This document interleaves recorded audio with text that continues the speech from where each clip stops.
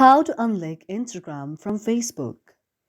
If any day your Instagram and Facebook both are linked and you would like to unlink your Instagram from Facebook, but you do not know how to do that, just follow the following steps. For this, first of all, you have to launch the Instagram application on your mobile device. You have to find the very Instagram application on your mobile device, and after you find that, you have to tap on Instagram application. Now, after you tap on Instagram application, you can see that Instagram will be launched on your very mobile device.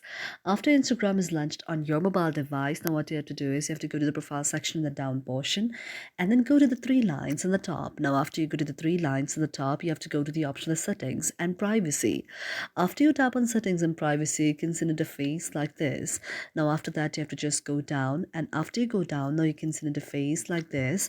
Now, what you have to do is you have to go to the option of your account center like this, and after you go to the option of the account center, you have to tap on the option of the accounts, and after that, you can just remove your Instagram from there, and this way the very linking of the Instagram and Facebook will be removed automatically. Thank you for watching our video, and if you really like it and if you find our video to be meaningful to you, do not forget to subscribe our channel.